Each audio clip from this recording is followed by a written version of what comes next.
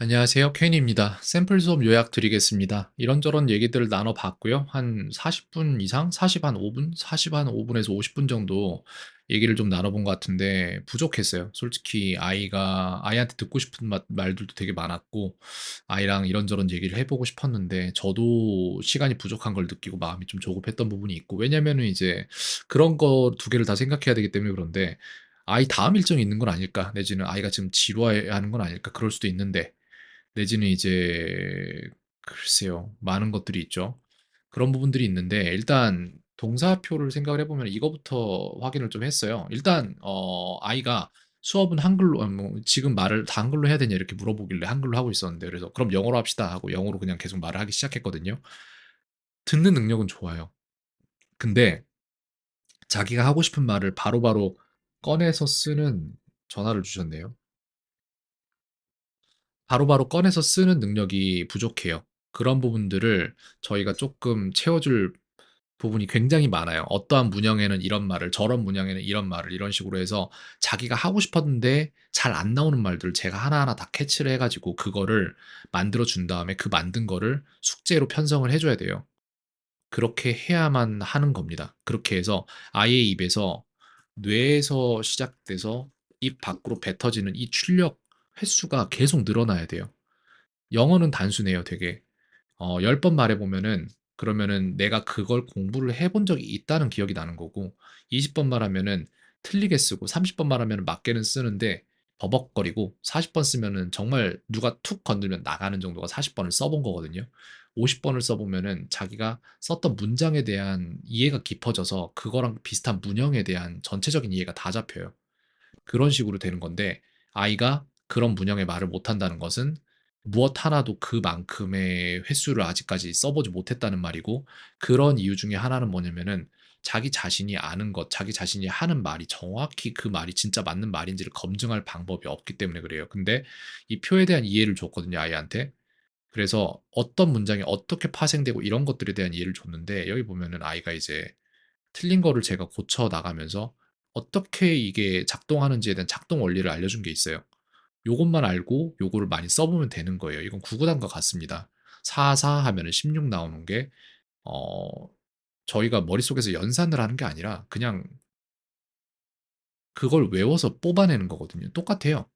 외국 사람들도 "너 나중에 뭐 할 거야?" 이런 식으로 말할 거면은 "Will you?" 하고 나서 거기서 시간 끌면서 자기가 할 말을 만들어 내면서 나가는 거예요. 근데 한국 사람들은 자기가 할 말을 다 머릿속에 품고 있는 상태에서 그거를 읽어내려고 하잖아요. 연산 방법 자체가 잘못된 거라서 이런 깨달음이 있으면 언어는 정말 빨리 배울 수 있어요. 한국어 같은 경우에는 경험을 하고 계속 겪어 봐야 쓸 수 있는 언어예요. 일본어, 중국어도 마찬가지고 영어는 근데 규칙을 한 번만 제대로 이해하면 구조적으로 틀리기가 힘든 언어예요. 즉 만드는 공식이 있어요. 그 공식대로만 만들면 되는 거예요. 이게 차이가 어디서 나냐면 여기서 나죠. 요건데 예를 들어서 "이래서 한국어가 정말 좋은 거다."라는 4 단어의 구로 구성된 이제 문장을 하나를 만들면은 이거를 4 곱하기 4 하면은 16 가지 케이스가 나올 텐데 그중에 단 한 문장도 틀리지가 않아요. 근데 영어 같은 경우에는 그걸 똑같이 만든 다음에 여기에서 단어 하나가 다른 자리로 바뀌면은 무조건 틀려요 얘는. 이 차이인 거예요.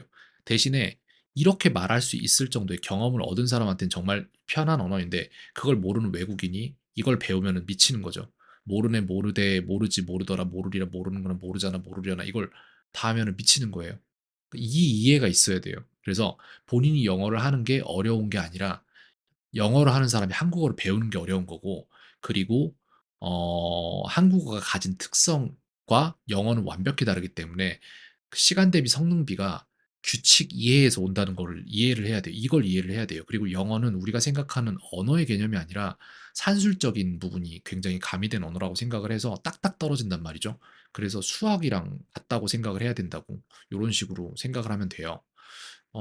아이는 지금 해야 될 게 뭐냐면은 아까 말씀드린 것처럼 이거 먼저 숙제로 해 나가야 되고 이거 숙제로 적어 가지고 저한테 제출하는 걸 해야 되고 당분간은. 그다음에는 아이가 하는 모든 말들 저랑 질문하고 대화하면서 아이가 바로바로 못 해내는 모든 말들에 대해서 그 말들을 제가 정리를 해 주고 그 유형을 전부 다 정리를 해 줘서 아이가 그거에 익숙해지지 않을 방법이 없게 만들어야 되고 그런 식으로 횟수를 늘리는 겁니다. 그다음에 이제 독해 부분 시험이나 이런 내신이나 이쪽으로 가면은 그건 이제 다른 문제인데 그건 일단 독해와 어휘가 중요해요. 근데 어휘를 갖다가 일반적으로 학원에서 100개 외우고 100개 까먹고 이렇게 하면 안 돼요 절대로. 그렇게 하는 거 아니고요. 그거 전부 다 정리를 해서 이런 게 있어요. 예를 들어서 이거 먼저 해야 돼요. 우선순위 0단어 중학 막 고등 이런 거 나오잖아요. 근데 걔네가 정말 우선순위냐 하면 절대 아니거든요. 절대 아니에요.